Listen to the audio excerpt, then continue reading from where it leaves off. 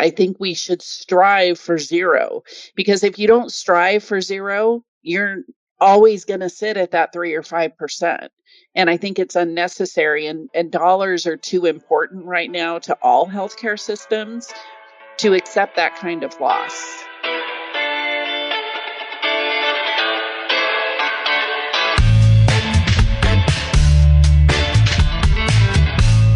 Clock in, scrub up, and join us behind the red line. You're listening to First Case, a perioperative podcast bringing you exciting interviews, engaging discussions, and innovative solutions that are changing the way patients receive surgical care. Each episode, we talk to frontline staff, perioperative leadership, and nursing entrepreneurs from across the country as they share their stories, experience, and expertise on the industry we love. From the back table to the boardroom, from wheels in to wheels out, we tackle the real-life issues affecting the OR. Whether you're tuning in for surgical service education or inspiration, we're glad you're here. And now, it's time to roll back and start the first case. In today's episode, we have the privilege of talking to someone who is becoming a regular on the show, Suzi Collins. Suzi is the Director of Supply Chain Analytics at Banner Health, and today she's joining us to talk about a topic that she is incredibly passionate about. We're going to be talking all about expiration dates. Many of us wonder what the expiration date is actually telling us, and sometimes we even wonder if it really matters. Suzi is going to break all of that down today for us and show us how important they are and how we can stay on top of our awareness so that we don't run into issues with expired products. So don't go anywhere. We'll be right back with Suzi Collins.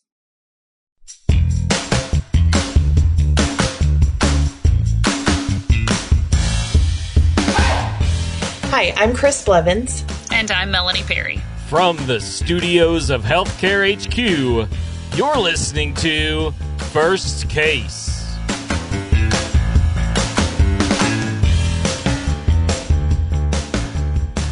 Joining us once again is Suzi Collins, Director of Supply Chain Analytics for Banner Health. Suzi, you are becoming a regular on the show, and I always enjoy talking to you. So thanks for coming back. Absolutely, because you drew me in with one of my passion subjects of expired products. Well, when we were talking last season after we finished your episode, we were finished recording and I got to talking about what we were going to be talking about for season 13. And I mentioned expiration dates and you were like, ooh, pick me. And I'm like, okay, I pick you. So, but before we get into that topic, there might actually be a few people listening who don't know who you are. So I wanted you to go ahead and introduce yourself. And I'm also curious, since we're doing introductions, I'd like to know one thing that you do for fun that is not joining me on the First Case podcast. But that's the only fun I have, Melanie. No. So I'm Suzi Collins, and I've been in healthcare supply chain for 30 plus years. I started as a very young child. Yeah. You were only 5, right? Exactly. Yeah. Extremely passionate about it. I've been blessed to be both on the vendor side as well as the hospital side. I've been in operations, but I've now moved into a corporate role with Banner Supply Chain doing analytics. And even though I'm not directly touching products today, I'm still very much impacted by what's on the shelf. And I can't help myself but think about, when does all that expire? So it's still very much a passion for me to, quite honestly, in a perfect world, I think we should be able to alleviate expired product. And that's a very big goal. And I think we can get there, and a lot of it's awareness. So I'm so happy that you're talking about this subject, because it's going to take a village. Not a single person can remedy this issue on their own. For sure. I think when we bring up expiration dates, a lot of the clinical side just rolls their eyes like, oh my gosh, I hate expiration dates, because either inventory rolls around and we've got to check expiration dates while we're counting with inventory, and inventory, you just say inventory and people just have this like gut feeling, just, yeah, they cringe and moan. But also that fear when it comes to expiration dates that something might get missed, and then all of a sudden you've opened an expired product or used it, which I've had happen before, used it in a case. It happens. So it does happen. And so that's why we are bringing this up and having this conversation, to bring awareness to the topic. But let's just kind of start at the beginning. I mean, expiration dates. they're all around us, right? They are. And I actually had a little epiphany at like 4:30 this morning when I was walking my dog to actually call my local Safeway. And believe it or not, I got a human and I said, this is going to be a strange request, but is there anybody there that does stocking or is in charge of stocking? And she goes, sure. And this gentleman got on the phone and I kind of said, I'm in healthcare supply chain. I'm doing a podcast this morning and I just kind of have a question for you. And I said, how do you folks manage expiration dates? And he said that they actually have a scheduled weekly rotation of different categories and they go through manually and check for rotation dates and do stock rotation on the shelves. And of course, one of their biggest areas is anything fresh. So your cheese, your milks, your dairy, those types of things. But they are checking everything. And it is all manual. Because there was that little part of me that's like, ooh, do markets have technology to help them? And they don't. And we very much do the same thing in hospitals, right? But as I was talking to him, I thought to myself, what's the one thing that no matter what is the thing I check when I go to the store? And pretty much it's milk. Oh, consistently. Yeah. I cannot grab a gallon of milk off the shelf without checking the date, but that's about it. The rest of the stuff I put in my cart, I'm assuming it's good. I don't necessarily check it until I'm cleaning out the fridge. Okay, well, so I have to know too, when you're at the grocery store, do you get the one that's in front or do you reach to the back and you have to get one further back just out of fear of the one in front? 100%. I reach to the back. And if it's a sooner date, I leave it in the front and then I go to the back because I don't drink it as fast, right? So I think all of us are conscious of expiration dates no matter what. It's just we tend to, I feel like we might overcomplicate it a little bit in healthcare as we do many things, but it is that simple. So I think the other thing that really kind of resonated with me this morning when I was thinking about this is that, again, that assumption that I can put anything in my cart without necessarily checking it. And we know that our clinicians want to have that same level of confidence with what's on the shelf. So how do you manage that many SKUs with that many expirations and in very unique places often, right? How do we as a team in the hospital manage that better? That's the question. Like, that's the question of the day, right? And it's easy, like you said, to compare when we compare expiration dates, thinking about at the supermarket, because I mean, it's easy to see if your bread's moldy. It's easy to see if, or you find out real quick if your milk is curdled, right? Right. The hard way. Oh my gosh. Or you bite into a saltine cracker and it's stale, which has happened to me a couple of times. And so like, that's easy. And then, or we think it's, pretty straightforward. And then when you get to the hospital and there's nothing wrong with my suture packet. My packet hasn't been, it hasn't been compromised. It's still sealed. Like it's like, it does not come to mind like with the milk and the bread when we think, oh yeah, there is an expiration date. So then how do we make it as forefront in our brains to check our expiration dates on our sutures and our products and our implants as it is when we're at the grocery store checking the milk? And I think, again, it comes back to that being a team effort. I think it's going to be a combination. And I've had this conversation with people at the operational level. And I know it was a big focus of mine. I would tell my staff, that OR materials coordinator, who's the person physically putting something on the shelf, take a moment, check it. Because what if it had been sitting at our distribution partner for 3 years? It's new to us, but it doesn't mean that it has a fairly current expiration date. So I think it's being mindful of everything that we touch from receipt to placing on the shelf, and then coming up with strategies around either labeling, circling the dates, making sure that we're rotating when we're putting something on. If you've got a stack of endomechanicals, and you're adding one because your par was 5 and you were down to 3, so you're putting 2. We all know the 2 don't belong on the top the two belong on the bottom, right? So you're constantly rotating. And I think it's just that hyper awareness because too, we have the things that get picked to a case cart and come back, right? So if those aren't being rotated back into stock in the right order, then we risk using something newer when there's something older below it. It's complicated, yet at the same time, it's easy if we have an awareness. And then I think the other thing, which, the gentleman from the grocery store this morning was saying, is it's having that constant schedule. They sign off on it in a computer system. So even though it's not automated for them, they are logging it and measuring the fact that each of the associates have done their review. And I think there are some sites that probably do a better job than others to truly manage it. I know that at one of my sites, they used to put a sticky note up showing that that entire cart was checked on a certain date, right? So I think there's different strategies that hospitals can come up with. But the other big key is if I've got something on my shelf, here we are in August of 2024, right?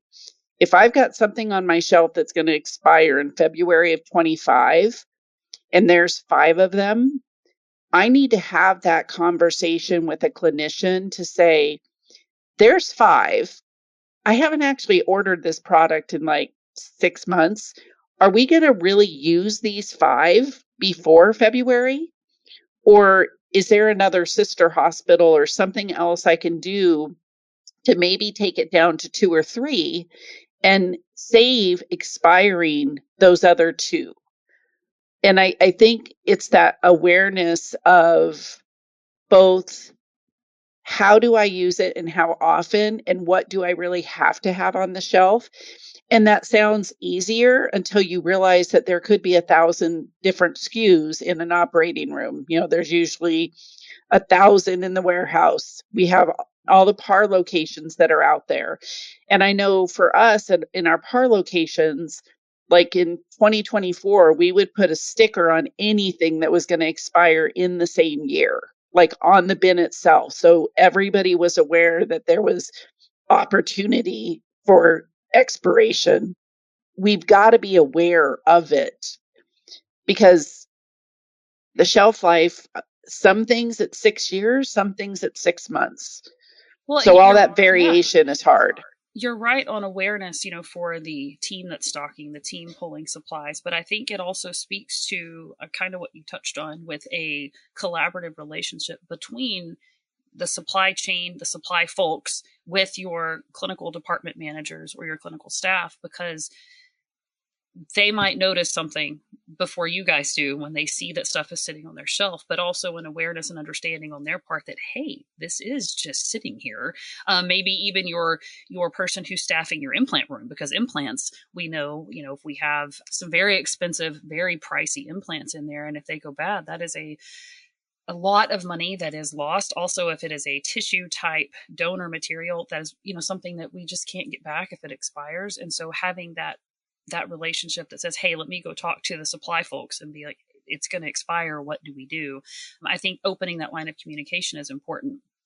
And also, one thing I want to just digress for just a little bit and take a little bit of a tangent. Okay, the expiration date, it's there and it says that it expires this date.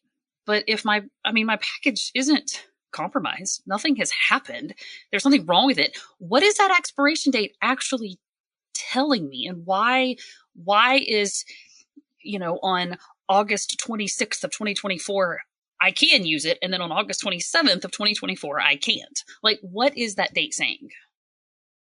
Unfortunately, there's just determinations in the manufacturing process itself, right? There's something either in the product used, the material, the efficacy, I could never say that word, that makes it, they have to provide that end date, right? I mean, we know that. And there are products that don't expire. One of the documents that we'll share at the end of the show, there are many things that only have a manufacturing date. which for the record, also confusing because people sometimes see it and they're like, yeah, and I've it's done like, that. no, Yeah.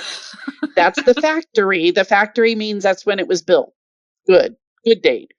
But it's regardless of the why, we just know that we unfortunately have to follow it, just like we do technically with prescriptions. And I mean, we've all taken, I know that Tylenol is a year old, but I'm still going to take it. Take it But we anyway. can't do that in healthcare, right? No, you're right. You're So, right. so it's getting ahead of it. But I think, again, it starts at the beginning, right? So it's got to start at the receiving process.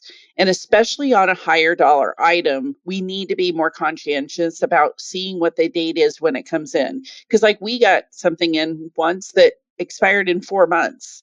I was like, no, no, no, no, no. That's going back. You're going to send me something else. I'm not accepting something that expires in 4 months. So it's difficult. And then there is technology. Yay. I was able to utilize a product called Scan Pro for my inventory, and it actually scanned the barcode on the product, the UDI, and we were able to capture that information. So that's the other piece of it. It's important to maybe capture that information as you're putting it on the shelf. But again, that's technology that has a cost to it. So you would have to really create that justification. But I think that there's something to say for, do I scan every 4x4 that's going on the shelf? No. But do I scan all my mesh, my bone and tissue, my expensive high dollar item, my perfusion items, my cardiac items, those types of things, so that I have that information and I know when it's going to expire? Because then we can also get to the point where, again, we're proactive. Do we have a sister hospital that we could share it with? Do we have an opportunity to maybe trade it out with the vendor? Some vendors are very good about, hey, give us 6 months notice, we'll swap it for you, because they might be able to shift it around to a site that's routinely using it. So how do we partner with our manufacturers? How do we capture that information to know what they can and can't do? I had a rep for urology products that once really helped me out because we had a big shift in urology with a physician change. He swapped a bunch of product out for us instead of it dying on the shelf. I think that we can get away from expiring product by being more proactive. And I think there's a little bit of a complacency that there is in healthcare, where we kind of accept that we might expire 3 to 5% of our inventory. I don't think we should accept that. I think we should strive for zero, because if you don't strive for zero, you're always going to sit at that 3 or 5%. And I think it's unnecessary, and dollars are too important right now to all healthcare systems to accept that kind of loss. Yeah, for sure. And I actually want to talk about the cost of expired items, but I have one question first. I want to go back to tracking systems, because if you do use a tracking system, you were saying, definitely tracking or scanning the high dollar items. So, but when you scan those, then that gives you a report, right? It alerts you. You're notified when things are going to expire. Mm-hmm. Is that correct? Right. Yep. Which absolutely. End up with helps. a dashboard. Yeah. Do you also get notified of recalls too? You do. And that particular technology that I used, even though it was kind of a one-time, we used it for inventory, I suddenly had a snapshot of the next however many years of product that I had. So one, I was able to push up against it to see the last time I ordered it. If I have something, I scanned in October of 23. So if I had stuff expiring on my shelf in early 24, I hadn't even bought it in 23, that's potential obsolescence, right? So it gave us the ability to really proactively start having the conversations. And we were able to say, oh, that was here because Dr. Jones, he's not here anymore. Send it out. If we can be that proactive, that 3 to 5% that we would normally be wasting would actually pay for the technology and make us smarter for years to come. And I think that is going to help get to zero, because I don't think anybody has enough staff to truly touch every product every month, rotate. Like it's not always practical. Plus, I could sit there and check a shelf and be like, woohoo, it looks great. And then returns come from the case cart and it's right back on the shelf again, and I didn't put my eyes on it. So having that once or twice a year inventory and using the technology to scan and count, one, you get a more accurate count, but you also end up with data that really allows you to be proactive and actionable with your next steps. And like I said, that we're in a time when all hospital systems are looking for savings. They've done what they could to find it with staff, right? So we're the next line item on the P&L. They're going to come to supply chain and say, how do you help us save more money? Right. And it's one of the ways we can do it. Yeah, absolutely. And just to kind of tie this conversation into another conversation we had earlier in this season when Chris was talking in the first episode, she actually was going through how she teaches her surgical techs to open supplies, to all of their things. And one of the things that she instills in them is they have to look at the date. Like, you got to know the date of the item you're opening. And so being that last line of defense, teaching our clinicians that you have to look before you open it, because ultimately you're the one opening it. You're the one putting it on the sterile field. That's a huge responsibility. And of course, obviously, we're talking about something that would prevent anything expired from being where we would grab it, but we all recognize the human factor in healthcare and that things slip through the cracks. And so remembering that this actually does connect to us on the front lines when we're opening our supplies, that we have to look at what we're opening. And then when we think about the cost, we think about how expensive it can be for our facilities when we have product after product after product expired. Let's talk about that some more. How expensive can that be? It can be incredibly expensive. In a very previous life, I will never forget seeing a transaction come through for like $7,800 for a product. And I'm like, why did we buy this? There's no usage. And they're like, well, it was expired, so we replaced it. And I'm like, you replaced it without asking anybody? So that's the other thing, is if something is expiring, we have to ask the question, why are we using it? Why do we have it? Why is it on the shelf? It should trigger a conversation. And it turned out that we didn't need to replace it because, again, the physician that used it was gone for 2 years. So that cost can be quite high. And though obviously we donate a lot to Project Cure, and at least it is hopefully going somewhere where it's going to be used, but there's going to be things that you can't donate if that disposable is part of a piece of equipment. Unless Project Cure has that piece of equipment, the disposable does them no good. So all those items that are really hard coded to equipment or very specific to a procedure, you may end up just putting it in the landfill, and that's very sad and wasteful.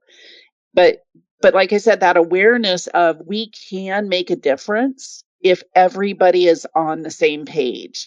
We do it with safety. Think about that, right? In the operating room, you guys do your counts before every procedure. You make sure you're working on the correct limb. You're doing all those things.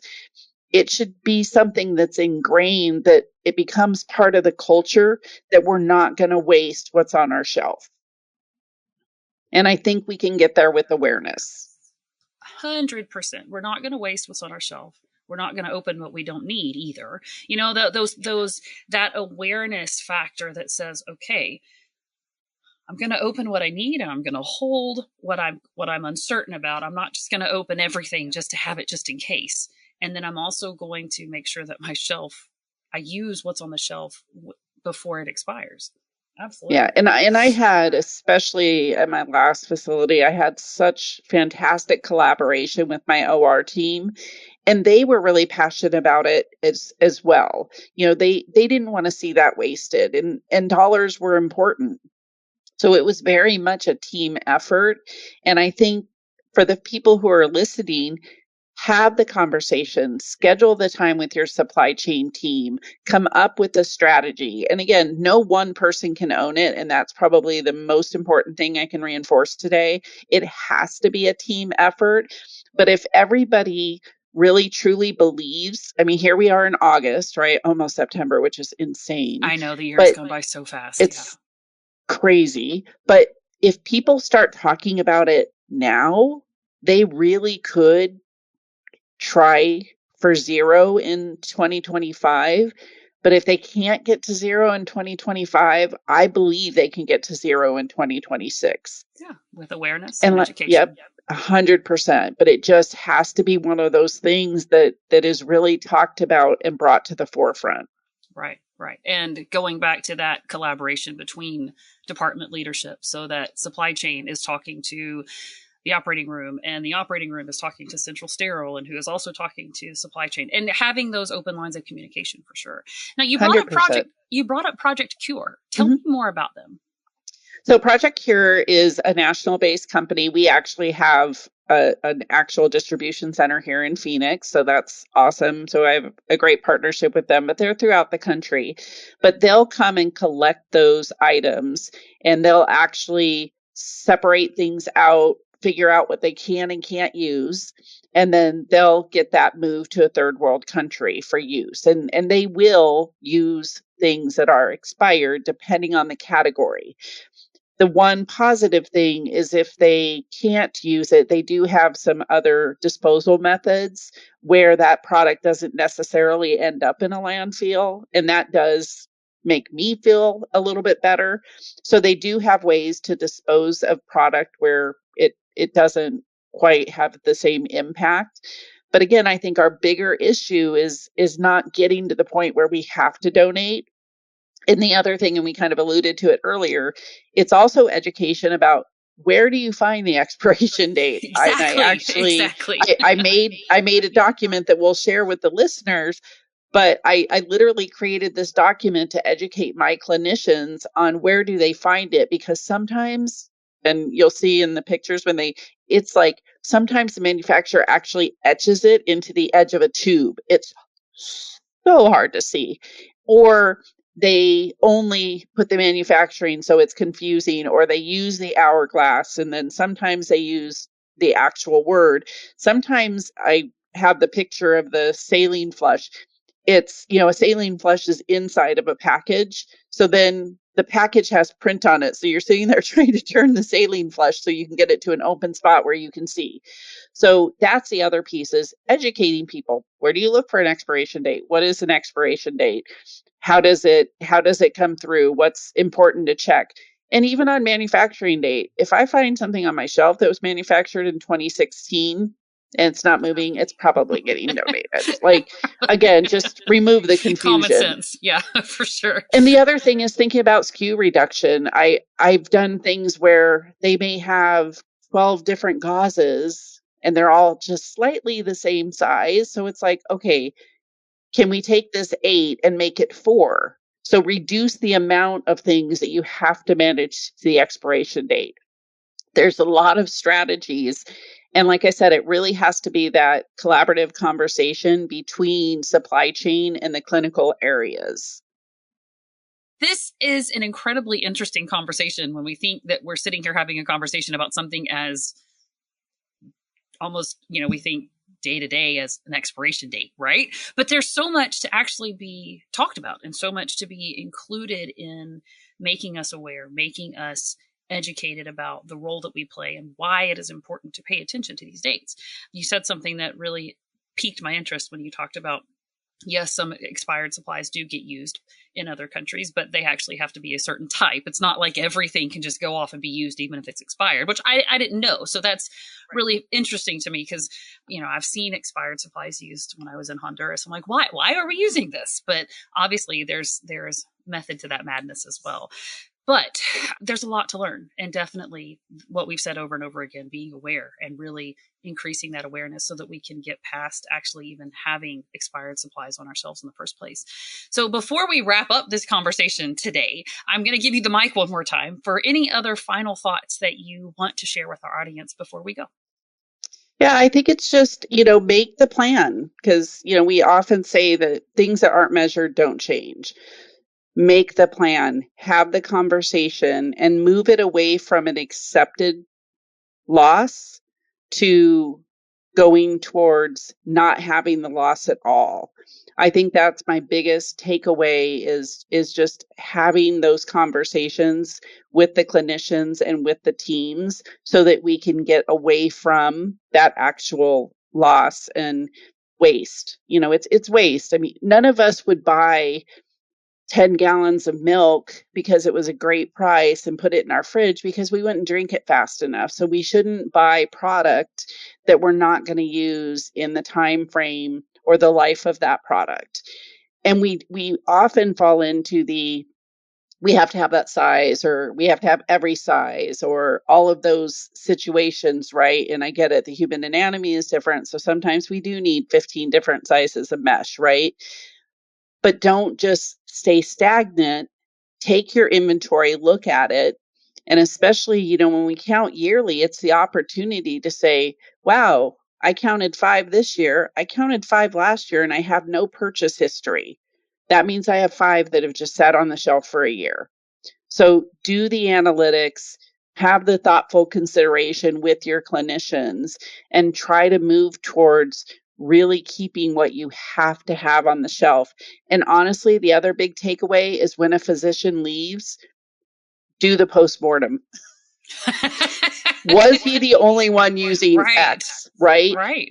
Have those conversations, because just like we end up adding things when a new physician comes in, when a physician exits, there's a chance that stuff is just going to stay on the shelf. Suture is a biggie, right? Because they all have their favorite suture. If it's not going to get used, get it somewhere where it will get used. So again, conversations, collaboration, and consistency. My 3 C's. Do those things. It's easy. No. It can be easy with the right approach. Yeah. At least we can hardwire it into our everyday thought process to make it a thing of the past to have expired supplies. So Suzi, thank you so much for joining us today. Thank you so much for having me, Melanie. Fun topic.